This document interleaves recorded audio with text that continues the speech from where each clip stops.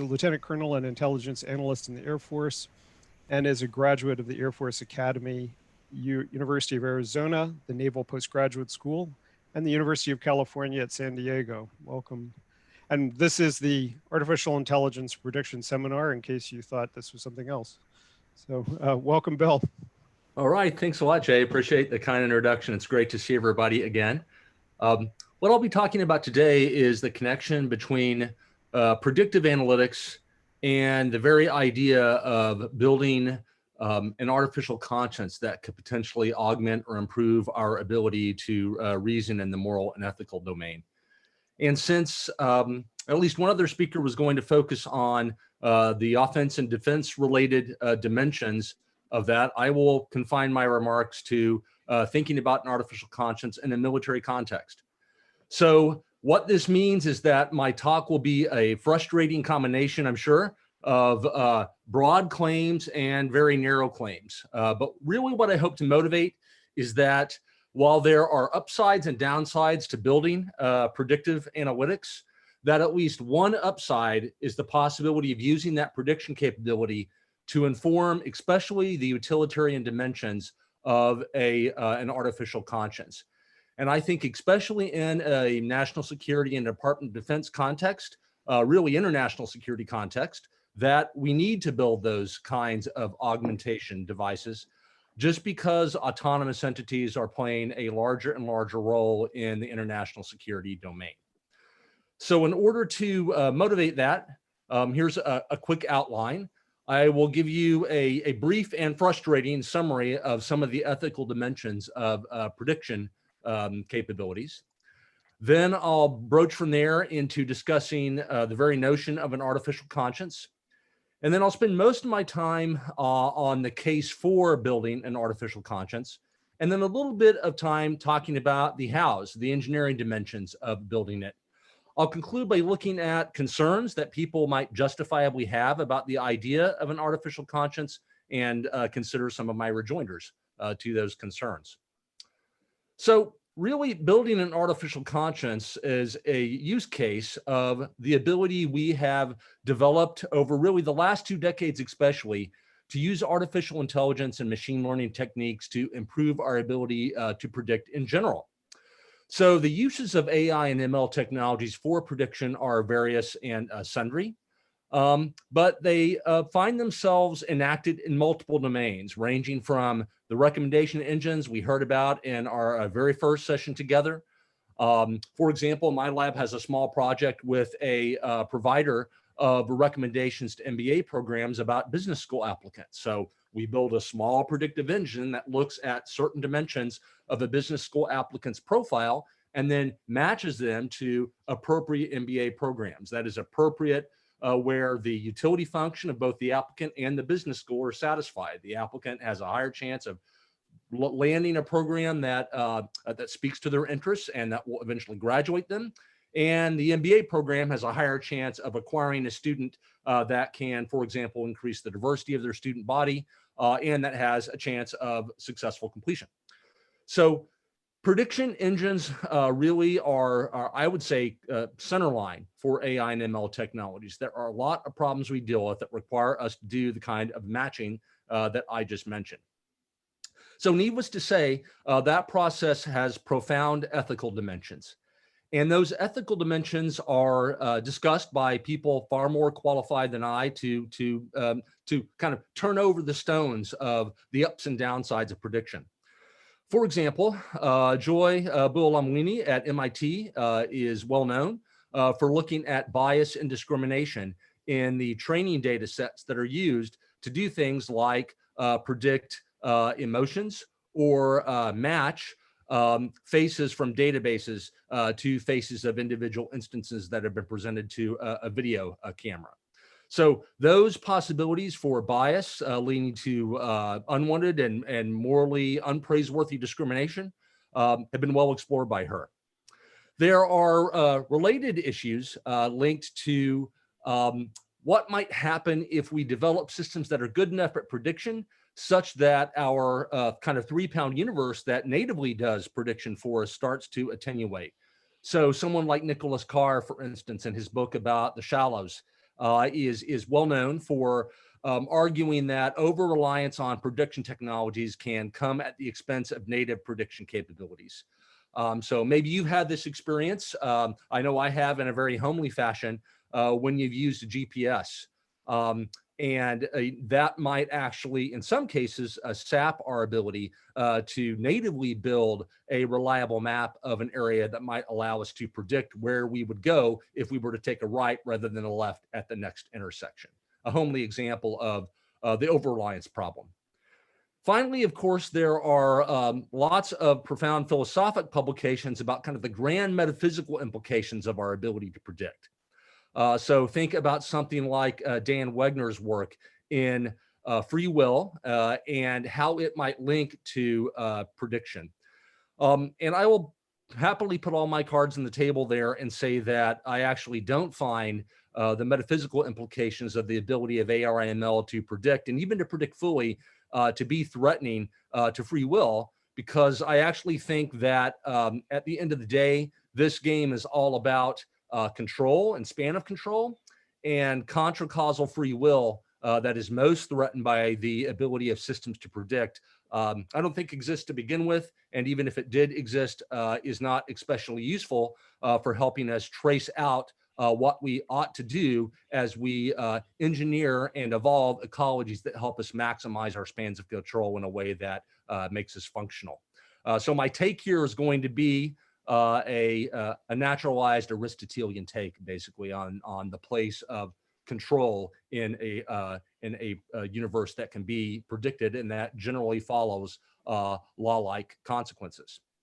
So the main point I want to drive home here is that the ability to predict is important, has lots of ethical dimensions, but for the purposes of this talk, what I'm going to dive into is how that undergirds our ability to, in a sense, enact moral agency. My point is a simple one. In a world without laws that connect antecedents to consequence, things like utilitarianism would be fruitless moral philosophies. Prediction and the fact that we do it natively and the fact that we can build technologies that do it is what ultimately enables control. And at least on the compatibilist story that I was sketching out earlier, it is control which allows responsibility, and which in turn generates a burden upon us to be effective predictors so that we can be effective moral agents. So that's the down-to-earth and simple point I want to make now, is that prediction undergirds our ability to be moral agents. So that bridges then to my next slide, which talks about building one of those tools that might complement or supplement, and maybe in some very narrow cases, act independently of a human, so as to reason about what that system or what we ought to do in the moral domain. So an artificial conscience is a decision aid for human in the loop systems. And what I mean by human in the loop systems is systems of people and their technologies where the humans are involved in exercising control over the system. And ultimately, it could be a critical faculty for entirely autonomous systems. So there are going to be times when the tools we build, like an unmanned aerial vehicle or a deep ocean explorer, are going to be cut off from human control. And in those cases where the human isn't in the loop and may be only on the loop or even brought into the loop after the fact, I would argue that an artificial conscience as a decision aid is going to be a critical faculty for them, not just a good to have faculty or a faculty that improves the performance of the human machine team. So that decision aid, I would argue, is going to have to embody some combination of the kinds of things that moral psychologists like Jim Rest, who passed away, unfortunately, this last decade, really inspiring to me in terms of his grasp of the moral psychology literature and his ability to synthesize it. That decision aid is going to have to embody some combination of the four factors that Rest talks about in some of his publications. So that includes things like the ability to be sensitive to the moral dimensions of a scenario or of a presented set of facts, the ability to make a judgment against those things we ought to be sensitive to, the ability to then be motivated to carry out or act on that judgment, and finally, the skill to carry out the set of actions that is required to act on that judgment. So those 4 dimensions, sensitivity, judgment, motivation, and skill, are all going to be part potentially of the decision aid and are all going to be requirements, I would argue, almost analytically, for the entirely autonomous system that possesses an artificial conscience. Now, this then presents us with where we ought to get the content, especially for the judgment dimensions of that kind of system. And here, I think the principles of reason that are embodied in traditional moral theory are going to be useful. And while I am most familiar with the Western tradition here, I think the Eastern tradition is equally useful and has insight, especially on the character-related dimensions of the artificial conscience that we ought to consider.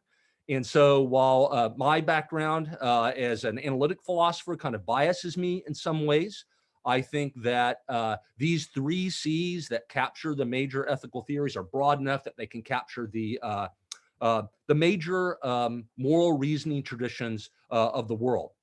So those 3 C's are character, consent, and consequence. That's my shorthand for thinking about the traditional tenets of moral reasoning. Issues of character, of course, come out of the virtue theoretic tradition founded in Greece by well-known philosophers like Aristotle and Plato. And I remain partial, as I mentioned earlier, to kind of the Aristotelian tradition in that regard. But I also think the Eastern Confucian tradition and other philosophers coming from different approaches that focus on the character-related dimensions of moral reasoning are important to consider. Secondly, there are the consent-based traditions that are important to examine.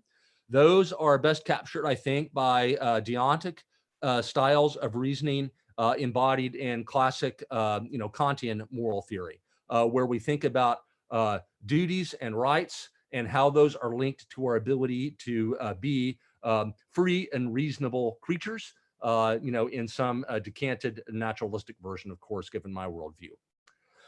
Finally, we ought to examine the consequences of our actions. This is best captured by considerations of utility, I believe, coming from good old-fashioned, Mill-style utilitarianism, but brought up to date with utilitarian reasoners like Peter Singer and others. So really, those 3 C's of character, consent, and consequence, I think, can capture about 90% of the action, if you will, in the especially the moral judgment domain. And really, sensitivity, motivation, and skill kind of all flow from these normative dimensions of what we think we ought to be as kinds of people, character, what obligations we have to each other because of our ability to consent, because of our status as right bearers, so consent, and finally, the obligations we face because of our ability to generate pleasure and pain in the world in the especially the real utilitarian sense. So an artificial conscience would be a decision aid that possesses those 4 dimensions, that embodies at least these 3 strands of reasoning in the moral tradition. Now, why would we want to build such a device or such a system? And here is where I will start to focus on the defense context, especially. So the international security domain. But of course, some of the points I make will have broader applicability insofar as they speak not just to Department of Defense issues or alliance-oriented issues in the case of NATO, but also to the kinds of issues we face in everyday, especially adversarial ethics cases. So the first point to note is that I believe that autonomy is inevitable. And what I mean by that is that these systems that operate at least semi-independently of people, so what would be classically called stage 4 of 5 stages of autonomy in the autonomy literature, really provide huge advantages for people and systems that are trying to get things done. And in that regard, they are going to inevitably be deployed in the defense context. So we're seeing that already. In fact, Undersecretary of Defense in the United States, Bob Work, was famous for talking about the third offset strategy, where the previous two offsets were leveraging advantages we had in superiority of conventional weapons, and then where we were leveraging advantages we had in the nuclear doctrinal domain so as to prevent conflict. And he argues that those, looking at the size of your armies and thinking about defense in the nuclear domain are eventually going to be supplanted by the types of advantages you get from fielding human machine teams, both on and off the battlefield. So he calls that the third offset strategy. So I think work makes a powerful point. I think we are seeing autonomous systems being fielded presently. Even something like a Global Hawk unmanned aerial vehicle really is entirely capable at present of executing its mission without any human intervention, to be quite honest. It can taxi, take off, fly to an area of responsibility, loiter, potentially identify some targets, and then currently there are praiseworthy doctrinal issues that require the human soldier in that case to intervene and give the Global Hawk authority to release its weapons to prosecute a target, to fire a missile at a tank, for instance.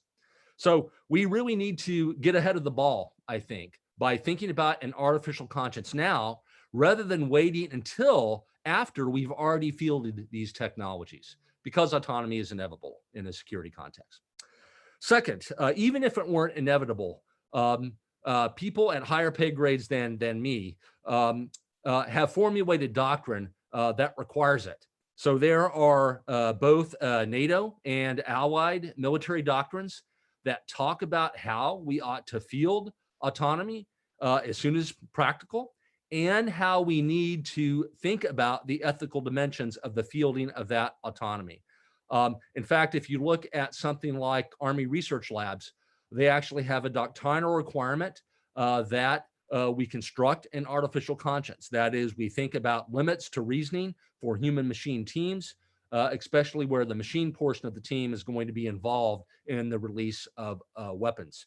That explains also why funders in the research and development community, such as the Office of Naval Research in the United States, have active programs in building an artificial conscience.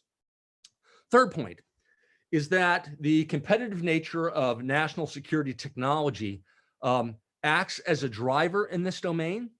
This is closely related, but nonetheless distinct from the autonomy is inevitable point.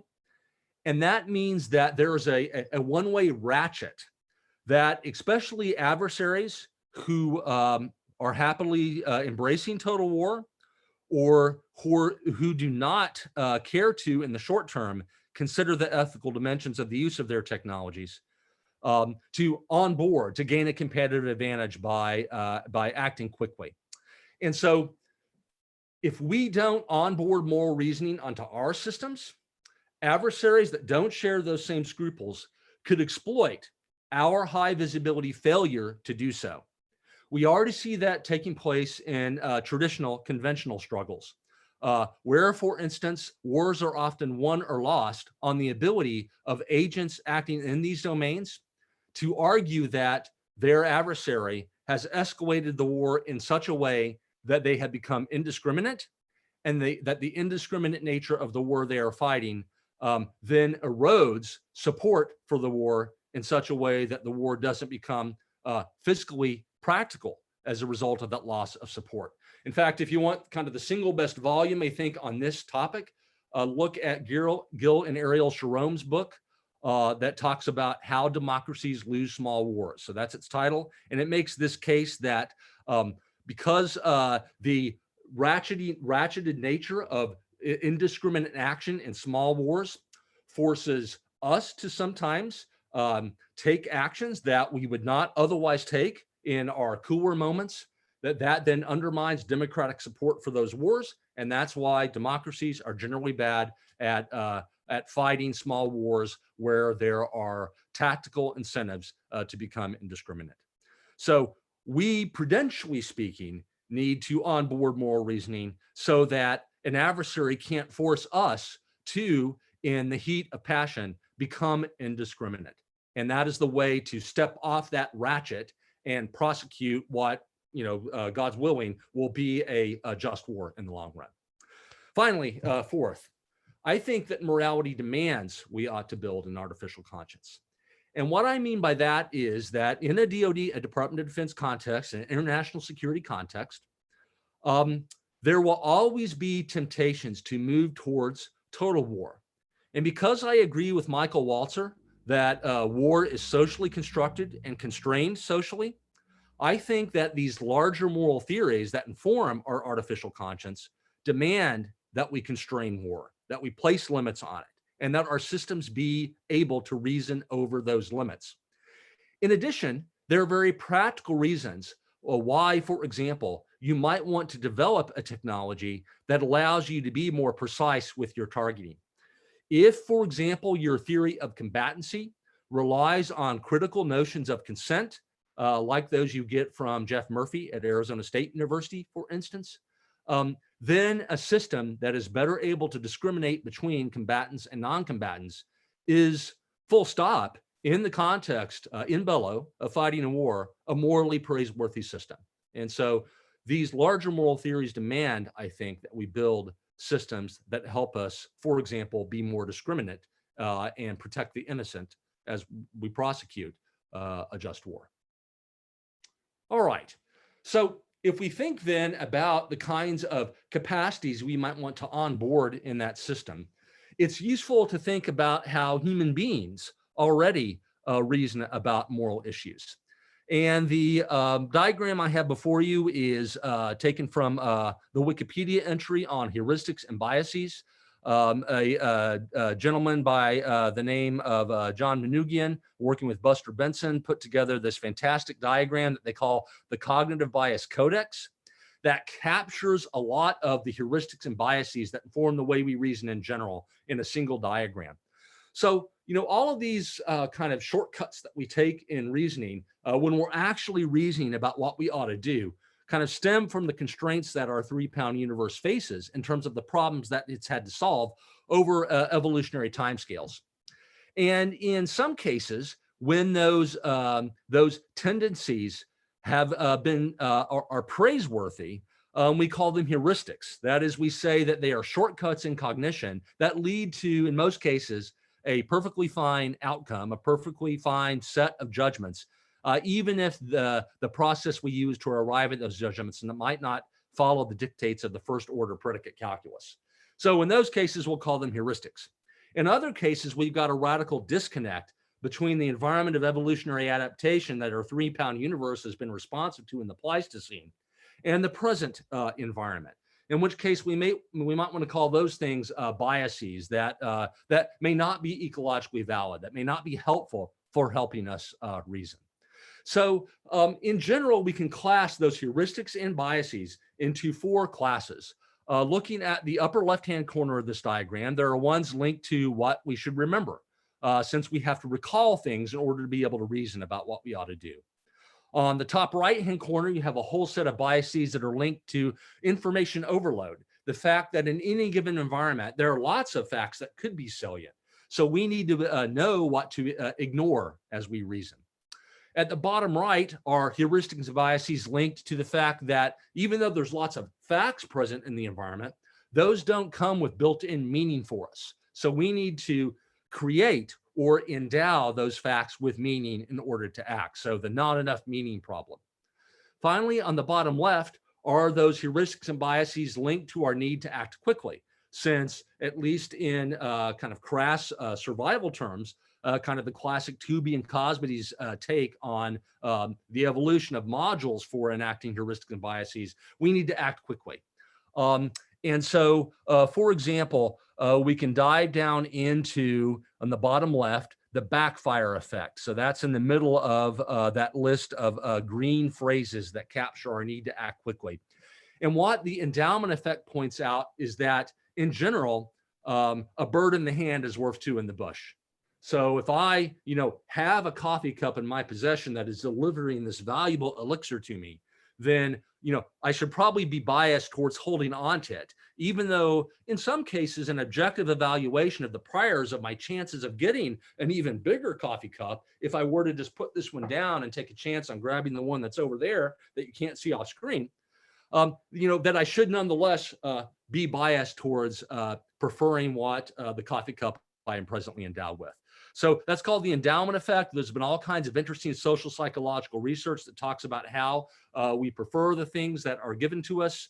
I can show how people are, in the first instance, irrational by refusing to exchange a coffee cup I have given them with an even better one, just because of these endowment effect oriented social psychological facts.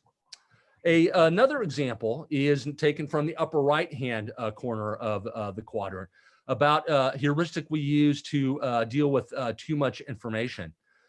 So, for example, in general, we like to exclude consideration of facts that challenge our worldviews.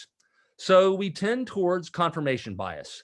So that's about halfway through that light blue kind of top right portion of the wheel. And confirmation bias is the tendency we have to seek out facts that corroborate our pre-existing worldviews.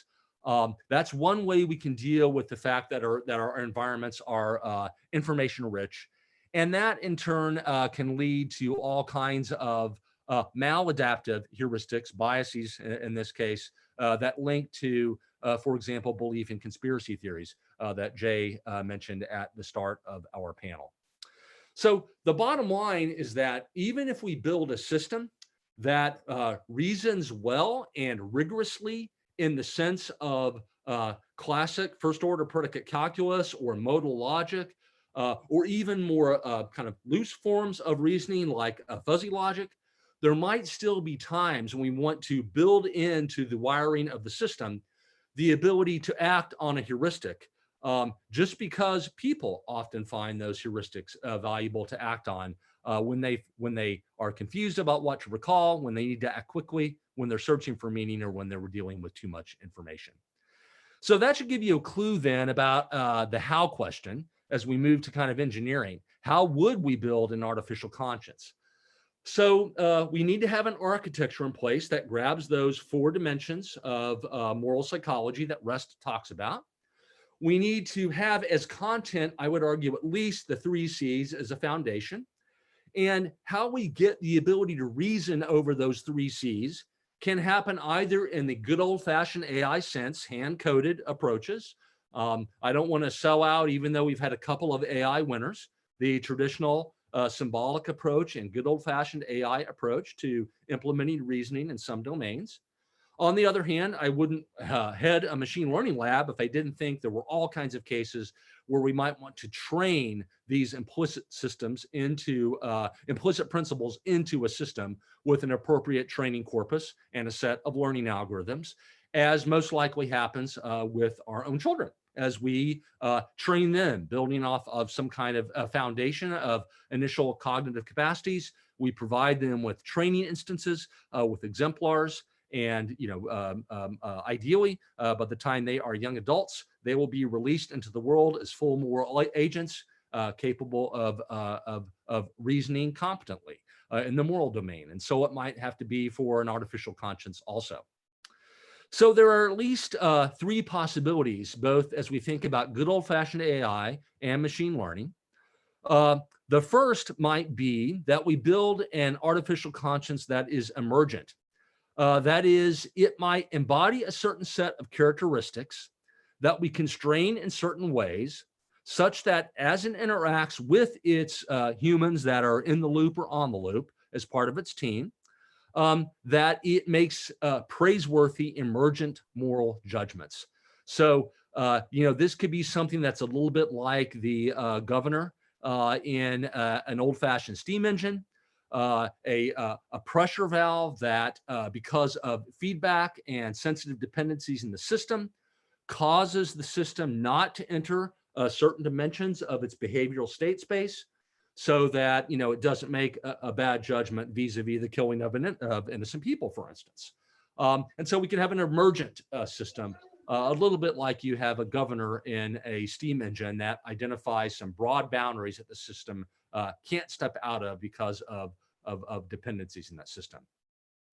You might also think about traditional symbolic approaches, the predicate calculus, fuzzy logic I mentioned earlier. Think back to Bart Cosco and his approach there. Modal logic, these systems will almost certainly have to deal with thinking about possible worlds, and we can import the entire infrastructure we all received in our modal logic courses we took in graduate school. Deontic logic is a popular approach. If you look at a couple of publications from the last 5 years on the idea of an artificial conscience, there are people plumping for using deontic approaches to building out these systems. However, I think one of the most promising ones is the third approach. That's to use deep learning to probe these kind of complicated sets of data that are going to condition our responses, but in a way that might allow us to extract some kind of directed graph style ability to reason out of the deep learning network so that it's interpretable and so that the system can have a conversation about the implicit principles it's identified using a deep learning approach. Again, all my cards on the table. I think that's actually, to a first approximation, a description of how we human beings do things. That is, we do a lot of deep learning. Then we have kind of system 2 that's built on top that consists of formal methods we use to extract the principles that we learned so that we can have a conversation about them and then redesign or re-engineer, if you will, a system so that we all make better judgments as a result of that conversation in the long run. So I think that's a very biologically realistic approach and one that we should consider. Okay, in my last 2 to 3 minutes, I want to consider some concerns about this story I've sketched out and some of my rejoinders to it. The first one might be that you could justifiably have some serious qualms about whose justice and which rationality, to borrow a phrase from Alistair McIntyre, that we ought to embody in these systems. What values are we going to build into this system? I don't think this is a concern, though, that is unique to the idea of an artificial conscience. We already face this question with humans in the loop and with soldiers, sailors, airmen and women and Marines who are making difficult decisions daily. We have training institutions for them. I used to teach, for instance, a military ethics course at the U.S. Air Force Academy. So that was a form of training and education for humans who would have to make difficult decisions on battlefields. So there we had to struggle with questions of whose justice, which rationality, and what values. So I don't think it's a unique concern. I do think that we would need something like a transparent and ideally democratic process in order to ensure that our artificial conscience embodies praiseworthy moral values that are praiseworthy because they are universal and not just because they are tribal. So in a sense, you can look at Philip Kitcher's book on the conduct of science. And I think a lot of the bigger picture points he makes about the need for transparency and democracy in the enacting of scientific research programs apply to the scientific research program of building an artificial conscience. A second concern might be that you say, hey, this is impossible, either analytically or empirically. Your analytic concern might be that, well, this little tool that you've built is just not a conscience. It doesn't possess some spark of contra-causal free will. It's not ensouled. There's something missing. The fact that you have a tool that helps you make a decision is not an artificial conscience. In which case I say, great, I have no dog in that fight for the purpose of building a better system.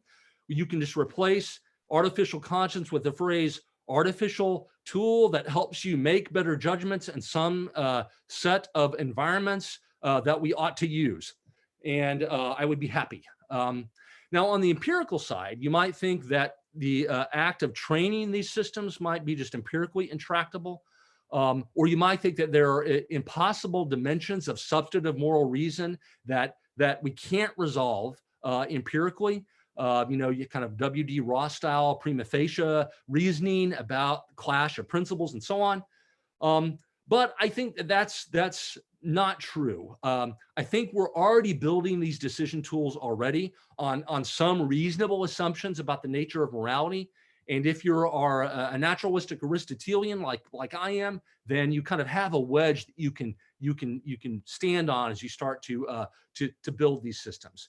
And I really think about that ultimately a lot of these objections stem from misunderstandings about the nature of cognition. They kind of come from computational representational theories of thought that have their uses, but that kind of miss some of these larger movements in biologically realistic cognition that have been afoot for a couple of decades now.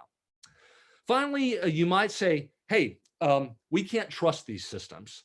We don't understand them. Deep learning infamously, right, results in systems that are inscrutable. And because we can't trust them, we don't know when they'll malfunction. We don't have a rigorous program there. And because they're not transparent to us, people either ought to or will reject their use. So I think this is a good point. It's a practical point. That means perhaps we ought to bias our research toward methods that have transparency built in. Think about that relationship between a deep learning approach and a graph theoretic approach that is much more interpretable, where one can be a container inside of the other. And I do think that we will have to have proper design and education so that you can have co-training between the human users of these systems and these autonomous systems that possess an archon, right, from the Greek for ruler. There you might have to have some co-training that takes place so that people accept them, just like you do with present technologies. A soldier doesn't want to go into battle with a rifle that they haven't trained with, and so it goes for other more complicated forms of technologies. So here's where we've been in the last 35 minutes or so. I hope that I've at least made a plausible first blush case for why, while there are many ethical dimensions of prediction, that the ability to predict is important for the utilitarian dimensions of building decision aids that look like an artificial conscience. I hope I've taught you about why I think we ought to build one of those, especially in the international security context, and giving you some insight into how we could build it, and giving you some pause at least. I'm sure you have other concerns about building such a system, but I think that some of the ones that are present in the literature we can address. Some relevant publications I have in this domain, if they're of interest. I kind of first started talking about the idea of an artificial reasoning system in this book, Natural Ethical Facts, that came out of MIT Press. It's parts of it are now outdated, so I don't recommend it to you, but explore it if you want to burn it for heat in the winter. More recently, though, I do have a chapter on building an artificial conscience that came out 2 months ago in this book, Artificial Intelligence and Global Security, edited by Yvonne Mazikowski at the Naval War College. And if you want the proof of that chapter, I'd be happy to send it to you. It talks about a lot of the issues I discussed in the last half hour.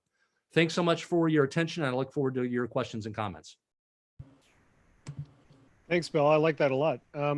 We have time for a couple questions. Do I see anybody on Stack?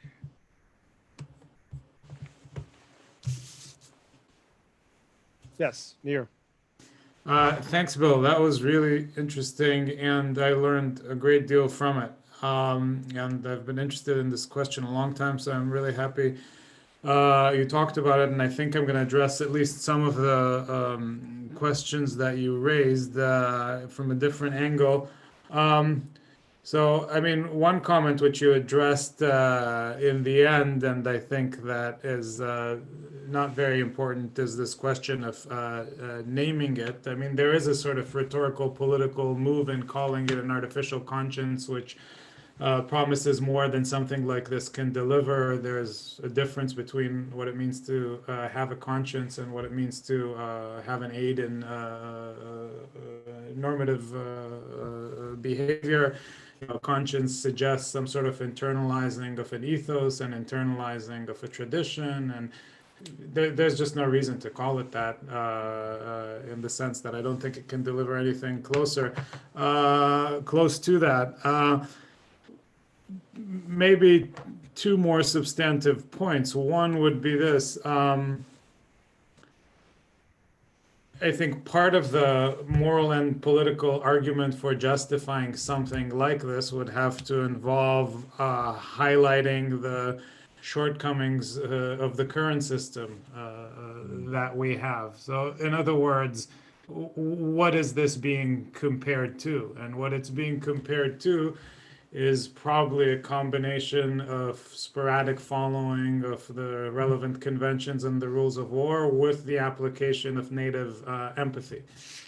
And I think native empathy gets quite often romanticized. There's that wonderful little description, for example, from Orwell in the Spanish Civil War, where he says, "I was on guard, and the fascist soldier, as they were changing shifts, was going to the bathroom, and I was allowed to shoot him according to the rules of war, but I didn't want to shoot him because at that moment he was going to the bathroom and wasn't a soldier, so I didn't."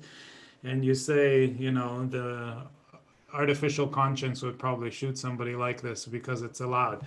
And so much is lost, and I think that's nonsense in some basic way. I mean, I think it's true, but if you're going to sort of compare the amount of people an artificial conscience killed because it was allowed, even though they were going to the bathroom, to the amount of people who ignore the calls of their empathetic response, you'll probably still come out on top.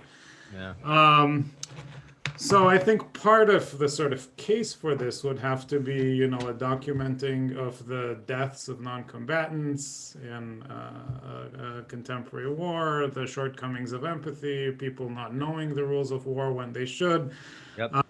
and like you said in the paper, a better ability to probably discriminate between combatants and non-combatants based on proxies, but we also base our abilities on proxies. So. Yeah, I know those are illuminating remarks, Nir. I agree with you. I don't want to overclaim. I want to inspire, right? So part of what you do in a research agenda is inspire the scientists and engineers who will try to build this system to reach.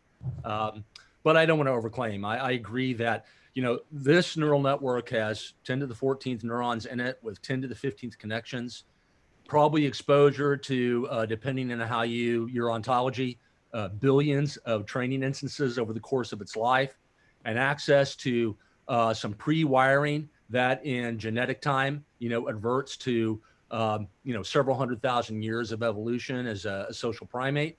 And so that's going to take time, right, to rebuild, to recapitulate, to recreate. I think the larger question is there an in principle reason to think we can't do that?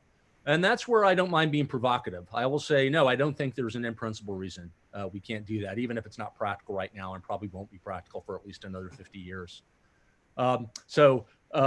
Yeah, I agree with you that talking about these as decision aids, not as encapsulating some robust and complete ethos at present, at least, I think is the way to go. And I think you're also right that demonstrably these decision aids can help us make better decisions.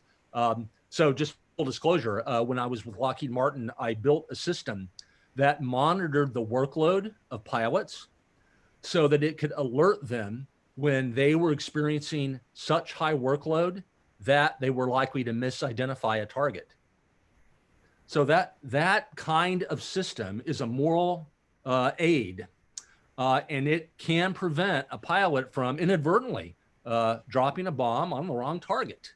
I don't make any claims to have carefully considered why I am not a universal pacifist, but insofar as you think that in some cases wars or the use of violence is in response to political oppression is justified, then we ought to be building such systems because they will help us fight those wars in bellow in a praiseworthy fashion.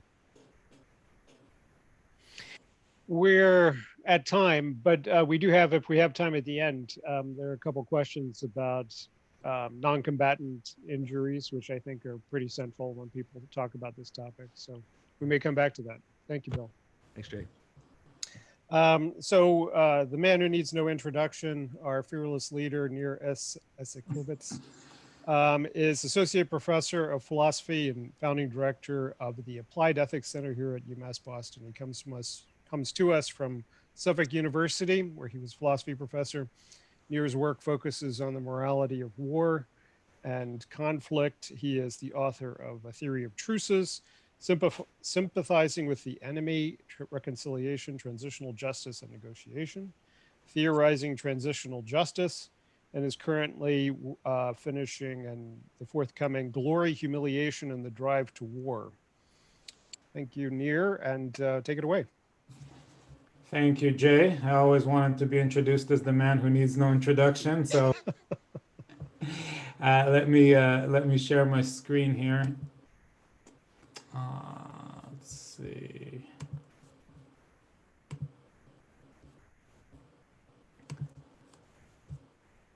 All right.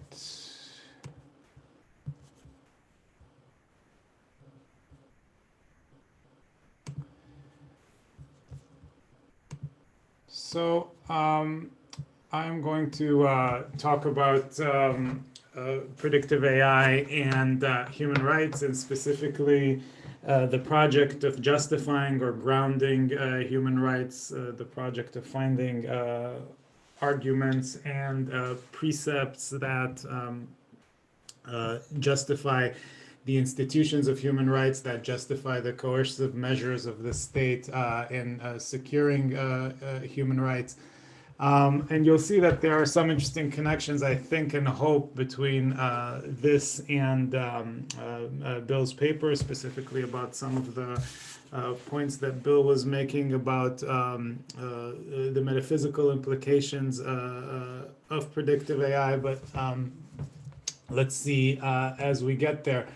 So I think there's three ways in which AI can impact the human rights agenda, and I'm going to focus on the last two, particularly on the middle one. The first one is that predictive AI can have a direct impact on human rights. It can directly violate human rights. So, for example, it can do so by exacerbating inequalities or facilitating the invasion of privacy. If we talk about the use of facial recognition technology, as in the case of the social control of the Uyghur population in Xinjiang province in China, the embodying of discriminatory algorithms can perpetuate existing inequalities and algorithms that decide on loan eligibility or hiring and so on and so forth. And also with the rise of deepfakes, which is also an AI-based or enabled technologies, false information can be provided to people, leading to faulty decision making. There's a really interesting story from recently in Israel with just that example of actually this is a deep fake used for virtuous purposes, if you will, in a drive for a cancer combating organization. A celebrity who had passed away from cancer was revived via deepfake and was making a call for a contribution. And you could see how that kind of technology would be implicated in a human rights violation. So I think another a second way in which AI impacts human rights has to do, and this is what I want to focus on, the destabilizing the traditional grounds or justifications that we give for human rights by raising questions about some of the human qualities that we assume should merit legal protections by rights. This comes closer to Bill's argument earlier about some of the metaphysical implications of predictive AI. Although I think I'm going to focus more on the pragmatic and political angle on this, regardless if the arguments grounding human rights, what I mean by that is that regardless if the metaphysical arguments grounding human rights are sound, they're politically necessary to get buy-in for them. And so in a way, it's a descriptive argument that I'm trying to make here. Finally, and here's something that I learned from my friend and colleague Jay, who's moderating this session. What is the implication of the rise of AI governance on the human rights agenda? What is the implication of increasingly efficient governance facilitated by AI on the human rights agenda. So some of the direct challenges that we talked about in the first heading earlier, articulated powerfully by Kathy and Neil in an influential book called The Weapons of Mass Destruction. So using AI to provide predictions that replace our judgments, that replace judgments that used to be made by middle managers in areas like loan payment or detecting fraudulent transaction or where to send police forces and so on and so forth. If these decisions are made on the basis of faulty data and faulty models, then they are going to exacerbate and perpetuate existing inequalities. I won't say too much about this. It's a familiar challenge about AI. Furthermore, and to compound the picture, the relatively opaque and mathematically complex nature of the algorithms also serves to then reify and objectify these kind of injustices. So that's clearly an important objection. Logically, it's of the garbage in, garbage out variety. And what that means is that if the data and training models are biased and wrong, then the results are going to be biased and discriminatory. It should be pointed out, however, and I think this is important, that this is a contingent problem. It means that if the data and the training models are not wrong, or if they can be improved, which I think that they can be, then the garbage out issue is solved, or at least can be improved. And it may well be easier to work on the garbage in, garbage out problem than on some of the sort of native automatic psychological biases that humans exist when they make these problems. So like Bill and like Jay, in other contexts, I think that there's a genuine possibility of improvement on this issue, even though we're nowhere close yet. Just like in principle, self-driving cars can economize on the cost of accidents, and autonomous weapons guided by the kind of systems that Bill was talking about can probably economize on the costs of collateral damage. Part of the key is we're not doing so hot without these systems that we can afford to be glib about it.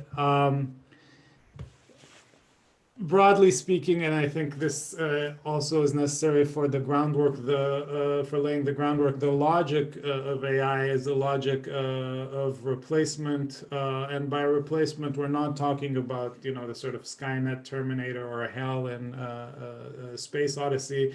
But we do have systems that are increasingly good at making predictions in narrow contexts. And if you have enough systems in enough context, then workers can gradually become superfluous. And sometimes that process of automation is going to free up humans to make higher level decisions. This is usually a justification that's given for these interventions. It's only a semi-ingenuous justification, because the logic of the technology and why it makes economic sense to build it is because it saves on ultimately on the costs of labor. Automating the means of production is in the end the idea. Maybe some radiologists will be free to make strategic decisions when the AI that finds tumors takes away some of that work, but it looks like for every radiologist who will become a strategist, several radiologists will need to find something else to do. But part of the upshot, to go back to Bill's reference to Aristotle, part of the upshot here is that if the Aristotelian insight was right, that we learn to make practical judgments by actually making them, and that's part of why practical judgments are automatable, because in principle I think they are teachable to a machine. The weighing process that's involved is probably teachable to a machine. Human beings will and actually are going to begin to lose muscle tone in the area of making judgments. To just straightforwardly, if a lot of the everyday humdrum practical judgments made by middle managers at work is no longer going to be made by middle managers at work, then either they won't be making them or they're going to have to find a new context for making them, and a level of deskilling is going to follow. What does this have to do with the grounds for human rights? So let's look at three sort of two traditional and one more contemporary ground for human rights. And the idea of ground is, for our purposes, synonymous with justification or with giving political reasons for why you should be attached to a certain institution. So probably the sort of go-to classical account is the Kantian ground for human rights, the Kantian picture, not the picture of Kant, but the Kantian picture of human rights.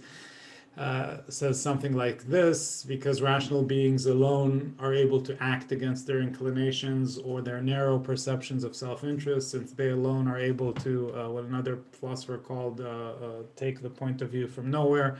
That makes us free, and that makes us subject to respect rather than merely conditioned value, which is what attaches to the things in the world. Kant writes, everything in nature works according to law. Only a rational being has the power to act according to his conception of laws.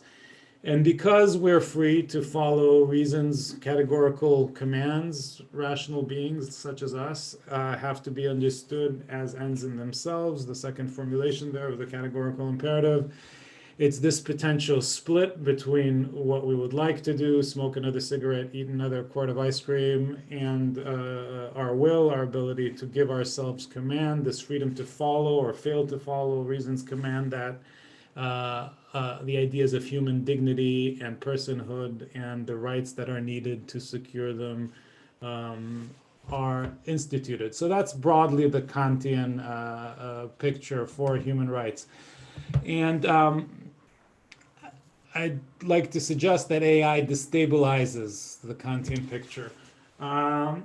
Whether the destabilization, predictive AI destabilizes the picture, whether the destabilization is metaphysical or political in the sense of how these precepts are perceived, I think actually matters a little bit less. It matters philosophically, but for the survival of the institution of human rights, it matters less. How does AI, how does predictive AI specifically, or the project of prediction, which is at the heart of statistical machine learning, how does that destabilize the Kantian picture of human rights? So the rise of statistical machine learning presents straightforward philosophical challenges to the Kantian picture.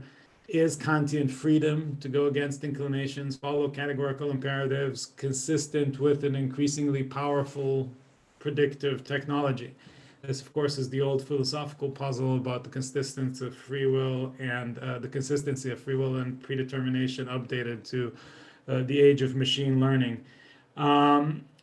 That puzzle can probably be solved, but here's what I think is a little more interesting. How plausible is it to maintain our view of persons as having infinite rather than conditional value based on their capacity to make choices, when their choices are regularly predicted, not to talk about aggregated, packaged, exploited for commercial purposes? The majesty of free and open agency, which any Kantian picture of human rights rests on, is destabilized by a predictive technology that successfully predicts what we like, what we're interested in, and what we are about to do. And most significantly, and that's the little picture referring to Facebook's emotional contagion experiment from a few years ago, the technology, predictive AI, not only predicts, but also based on historical data is capable of moving us towards some choices rather than others. Commercial companies as well as political actors are increasingly engaging in AI-based analysis of our preference, sympathies, and psychological dispositions so as to nudge us to act according to their interest. And that latter development is probably the most explicit challenge that AI poses for the Kantian conception of agency. And that, I think, is pretty straightforward, a philosophical challenge, and not only a political one about the perception of what's involved in the majesty of free agents. There's a great discussion of this third problem and of Facebook's emotional contagion experiment in Zuboff's age of surveillance capitalism, if someone wants to pursue that further. On the other side of the political spectrum, there's Mill's famous argument for individuality and on liberty. And what I'm trying to do basically is to quickly sketch the landscape of how human rights are justified, and to say that however they are justified, or whatever major justification you choose, predictive AI represents a challenge to those justifications. So Mill in On Liberty argues that it's important to have the freedom to conduct experiments, including failed experiments with one's life, what he calls experiments in living. As it is useful that while, he writes, as it is useful that while mankind are imperfect, there should be different opinions, so it is that there should be different experiments of living, that free scope should be given to varieties of character short of injury to others. It's desirable, in short, that in the things which don't primarily concern others, individuality should assert itself, so that we should have a wide zone of privacy protected from the encroachments of opinion, the encroachments of tradition, so that we can experiment with our lives and go very wrong with the experiments most of the time. And yet it's that ability to experiment that makes you feel that you own your own life, that makes you attached to it, according to Mill's picture. Mill complains about the smothering weight of tradition on the development of our personality. He writes, spontaneity is looked on with jealousy as a troublesome and perhaps rebellious obstruction. Mill reminds us that we need protection from these conservative forces if we're to feel that we're actually living our lives. It is the proper privilege and proper condition of a human arrived at the maturity of his faculties to use and interpret experience in his own way. It is for him to find out what part of recorded experience is properly applicable to his own circumstances and character. This is, on a Millian picture, why you need human rights, for people to be able to perform these kinds of experiments in living. The justification is both substantive and utilitarian. In other words, it's only when people are able to perform these open experiments in living that they feel attached to their lives. That's valuable for its own sake. And for Mill, it's only when people that feel that they are attached to their own lives, when they feel that their experience is theirs, that they generate useful consequences, that they generate the greatest happiness for the greatest number. To arrive at our preferences, I kind of said that, so let's skip to the next one. All right, AI also destabilizes Mill's picture. So for Mill, like for Aristotle, at the end of the day, it's the exercise of choice and judgment that lead us gradually to develop the capacity for making choices and judgments, and that leads us to feel that those choices and judgments are ours. AI raises a variety of difficulties if this is our conception of what makes a life valuable. Not only is it a choice replacing technology, which increasingly it is, which weakens the human choice-making muscle, but the choices and recommendations the technology makes are fundamentally conservative. If the data sets guiding them are going to be helpful, they're going to draw on as many as possible previous choices made by others in similar situations, as well as previous preferences of the agent herself. Statistical machine learning technology is increasingly recommending choices and experiences to us, from movies to watch, to books to read, to who to hire, to who to fire, to who to give a loan to, and so on and so forth. That means that we're increasingly not making our own, often wrong and outrageous choices, and don't stumble into often absurd, pointless, and dumb experiences. That is perhaps an efficient and pleasant and nice way to live, but with the efficiency and pleasantness and the niceness comes a loss of spontaneity and a degradation of the sense that one owns her experience. On a Millian account, our basic procedural rights, the basic defenses we have against political power, are justified by the need to protect and maintain this spontaneity, even if it results in unpleasantness, the freedom to live our own life our own way. But it's exactly this freedom that algorithmic recommendation technology erodes. Here's a contemporary or a more contemporary influential idea of human rights. You know what? I think this doesn't add necessarily a lot to the argument, so I will skip it. The basic point is that we are agents that have what Gorth calls purposive agency. We make decisions on the basis of purposes that we lay out for ourselves. The argument is that with the advent of AI, we designate fewer purposes and make fewer decisions. So it's kind of a variation on the same theme. To my last point, AI governance, the introduction of AI into the operations of government, I think is extremely promising in some ways and extremely scary in others.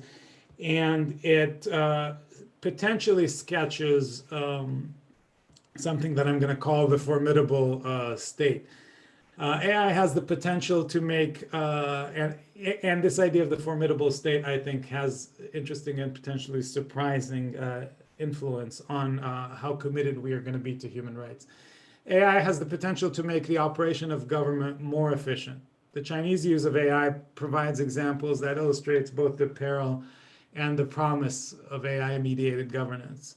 In the peril column, we would think, of course, of China's social credit system, a form of social control which combines widespread facial recognition, geolocation, social media tracking, centralized payment technologies to create a vast network of state surveillance and influence of the citizenry. In a recent wonderful book called Like War, the authors suggest that this is best seen as a very powerful tool to graft the consciousness of the population onto that of the Chinese political party, a old Maoist fantasy now technologically realized. Now, the same technological apparatus which allows the Chinese to deploy a highly potent form of social control that, very importantly, allows them the very violent suppression and by some accounts, cultural and physical genocide of the Uyghur population in Xinjiang province, also yielded real public health benefits for China. China's relative success in subduing the COVID outbreak, facilitated by the widespread use of geolocation, facial recognition, temperature scanning, streamlined payment and identification systems. So the upshot of the Chinese example is that AI has the potential to usher in what we could call the formidable state, a governmental apparatus that challenges the stereotypes of bloated, inefficient, bumbling bureaucracy and that functions with impressive and often frightening efficiency. This is still emerging, but you could certainly see the contours of something like this, both for the frightening side of the ledger and for the impressive public health, for example, benefit size of the ledger. How does this combine with the human rights agenda? Look, a lot of what human rights are meant to guarantee is a defense from state power. And on the face of things, you would say, and you would be right, that if we need human rights to protect ourselves from the bumbling state, from the incompetent state, we need them all the more to protect ourselves from the formidable state. AI governance helps the state apply power to us more efficiently and more seamlessly, which gives it more power over us, which means we need more robust human rights in this age. The problem is that it's easier to argue for limiting the bumbling state than it is for limiting the formidable state. Saying that point a little differently, curtailing the bumbling state, the incompetent state, puts the brakes on something with limited potential. Curtailing the formidable state puts the brakes not only on abuse, but on a level of benefit and protection that we are not used to receiving from the state. The theory of human rights as shields from state abuse developed historically in the shadow of an inefficient state causing as much harm by its incompetence as by its malice, often actually through the combination of both. But it may become harder to maintain our constitutional protections when the alternative is a state that is not only better at oppressing us, but also better, perhaps even incomparably better, at orchestrating important public health and public safety interventions. If AI governance fulfills some of its promise, if it ushers in anything close to the formidable state in the end, the political cost benefit calculations involved in the extension and defense of human rights may change. This is a descriptive rather than a normative statement, by the way. It's a prediction, no pun intended, rather than a wish. If AI can successfully foretell a coming public health crisis on the basis of scanning our Google searches or finding an uptick in antihistamine purchases, if AI governance can deliver success in contact tracing, or if AI governance can efficiently coordinate between the national security agencies and help prevent the miscommunications and blind spot that led to September 11th, almost 19 years ago, it's going to be harder and harder, even for democratic governments, to make a case for rights that curtail that technology. And to conclude, I want to say a little bit for the last slide, how that dynamic works. Consider the typical dynamic of public opinion during times of crisis in the West. In the wake of a national security or public health disaster, the public is often sympathetic to the curtailment of political rights.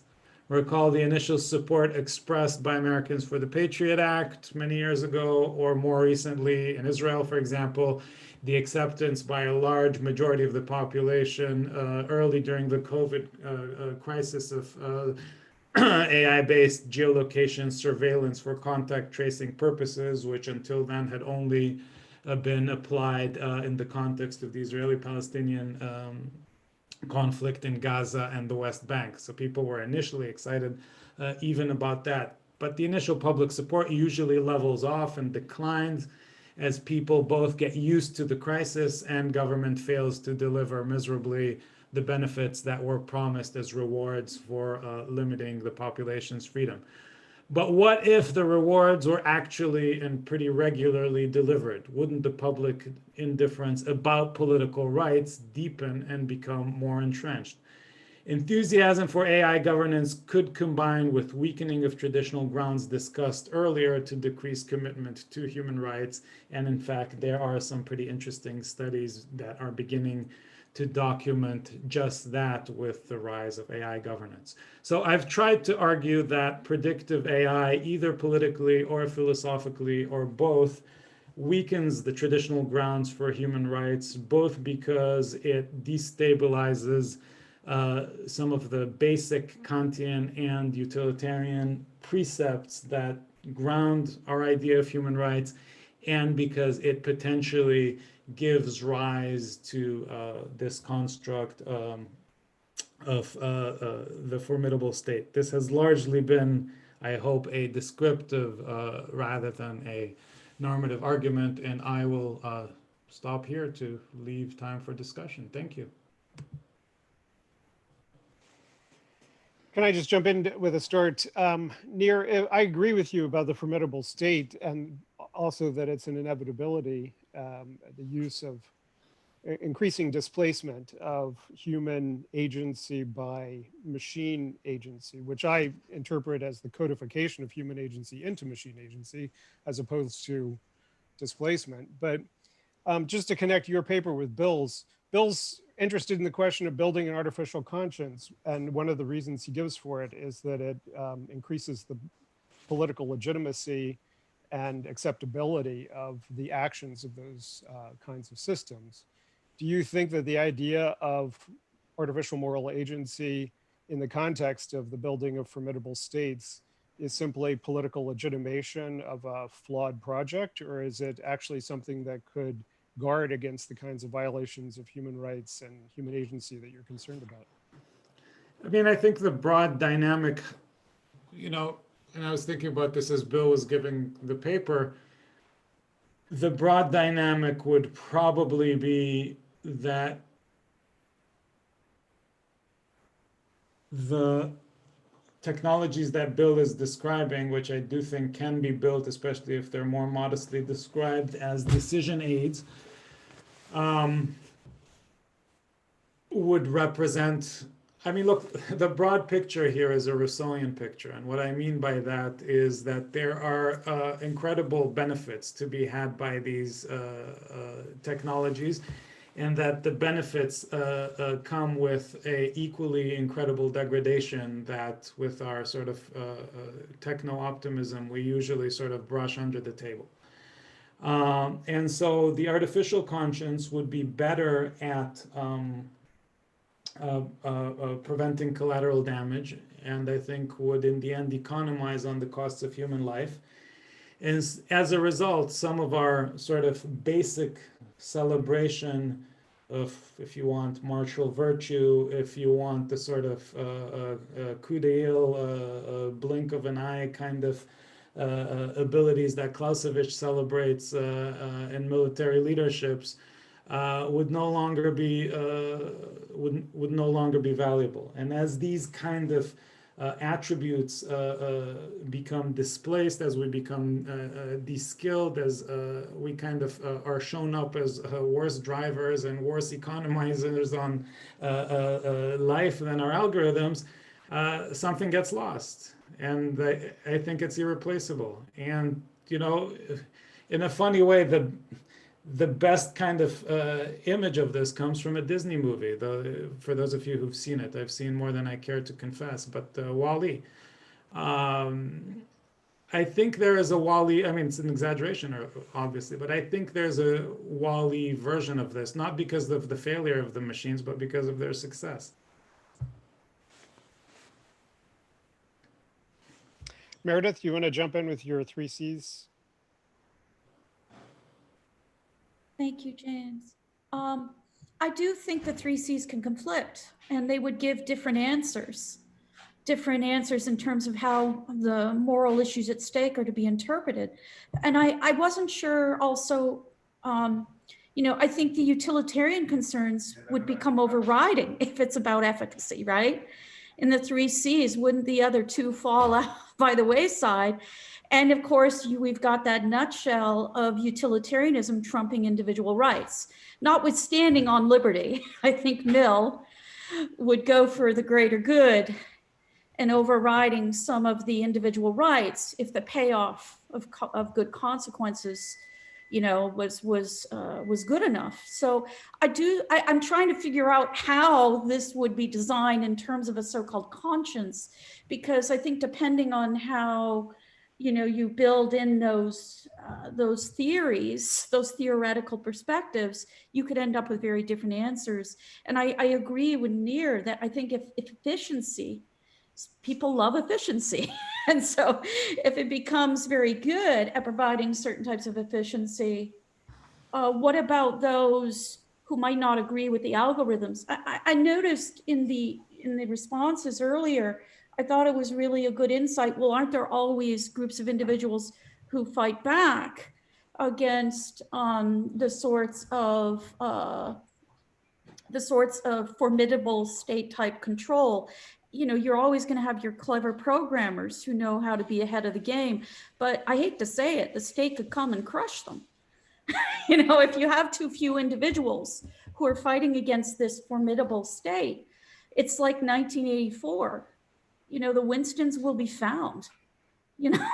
If you have too few of them, and if they aren't acting really well together, I guess we could talk about Anonymous, but that's a complex, conversation in itself. But it's hard, I think, for individuals to go up against these sorts of pervasive forms of surveillance and algorithms. And maybe we just don't have as much freedom as we like to believe. Maybe this whole mysterious, Kantian, we are agents endowed with dignity because we make free choices. Maybe what's most threatening of all is maybe we don't have the sort of dignity Kant claims. And I'm sorry for throwing out that bombshell, but. So we're actually in the matrix. Bill, your mic's off. Maria, Sorry. No, I was just going to jump in there and say that's a rich set of comments. And I agree that the 3 C's can come into conflict. In a practical kind of military ethics course, that's one of the first places you move after you lay out some of these traditional approaches, is you try to drive the students and your peers to articulate meta principles that are going to help you adjudicate conflicts between them. So one example is something like the move that Michael Walzer makes in the book Just and Unjust Wars, where he talks about how, in general, since war is a socially engineered enterprise, we want to place constraints upon it. But there might be certain exceptional circumstances where if there is a imminent threat to some legitimately constituted polity that can only be prevented by violation of the rules and laws of war, that you might be permitted in those cases, justified in violating the rules and laws of war. So that's a state of supreme emergency. He argues that, for example, Great Britain was in that state early in World War II, when its existence as a freely constituted polity was under existential threat, and the only way it could respond was with high altitude precision daylight bombing, which was not precise, of course. And so that's a violation of the rules and laws of war because you're knowingly using indiscriminate technology. He says it was ultimately justified because of this meta-principled move that they were in a unique circumstance that makes you, in that case, more utilitarian than Kantian, but you still face the dirty hands problems after you emerge from the state of supreme emergency of paying reparations for the wrong that was done from the Kantian perspective. So that, I think, is the way you have to go when you think about the 3 C's, is move to meta principles. And I think our artificial conscience will have to do that same move, just like we all have to do that same move when we're reasoning about these difficult questions. The other comment what I make is that I think, you have to think of competition between technologically empowered entities, groups, individuals, and nation states from an ecological perspective. And there are some respects in which the technologies are value neutral, at least in that regard. People like Ed Snowden, people like Anonymous, protest groups across the world, people like my old lab at Beyond Conflict, where we use technology for conflict prevention and reconciliation. They're using these same technologies and they can have powerful effects too. We wouldn't even have known about what was going on with the Uyghurs, the case that Nir kicked us off with, but for social media and but for the ability to filter information and have salient information come to the surface to be brought to all of our awareness.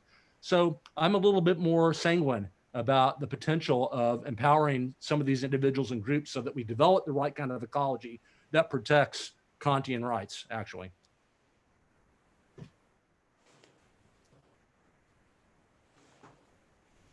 I think Maria's had her hand up patiently for a while. Oh, sorry. Yeah. Well, so I had a question already for Bill's talk, and now I'm thinking that it might also pertain a little bit to yours, Nir. So thanks for both of your talks. Like Bill, in your arguments, I was just, I think it's a really interesting basic theme, this whole thing that we need to predict to act, right?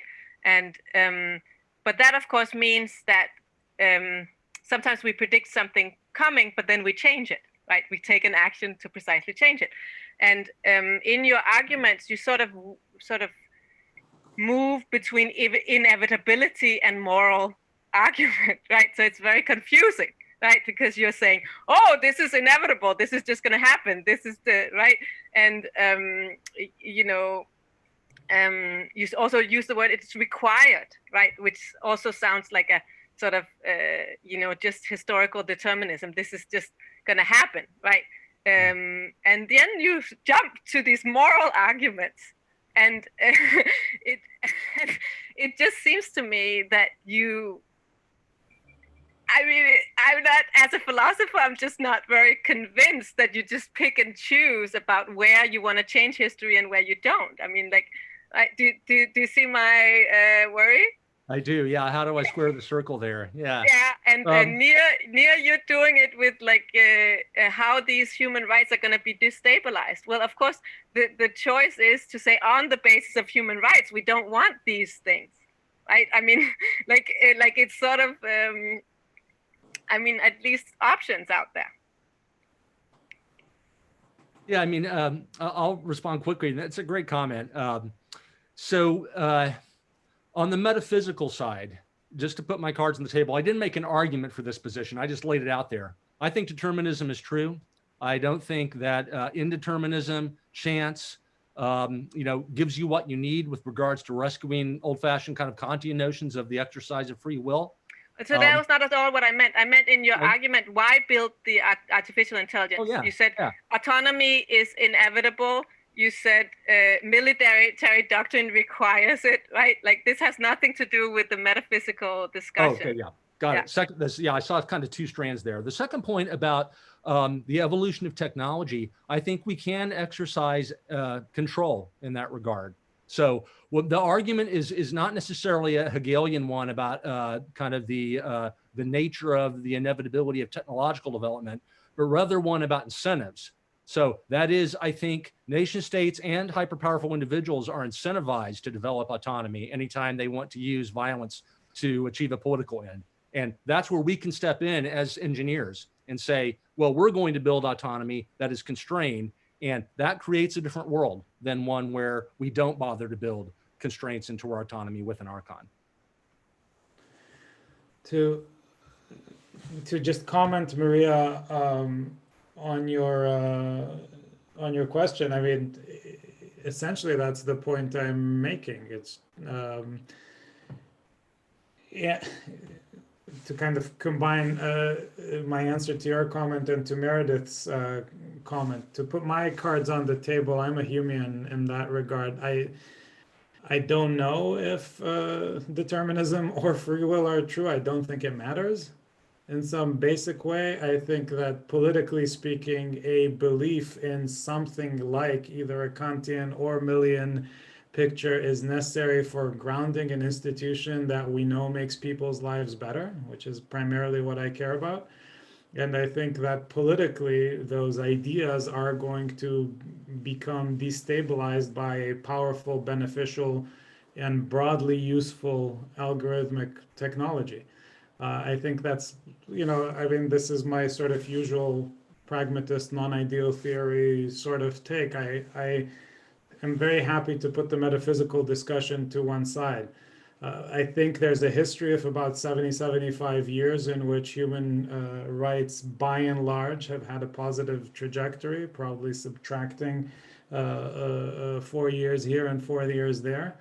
And I think that trajectory is fragile. I think it's contingent. I think it's historically reversible, just like it didn't exist 100 years ago for practical purposes. And I think this is exactly what is going to destabilize it. And I think it's going, after it destabilizes it, I think we're going to have a better and emptier world. So I'm genuinely ambivalent about this.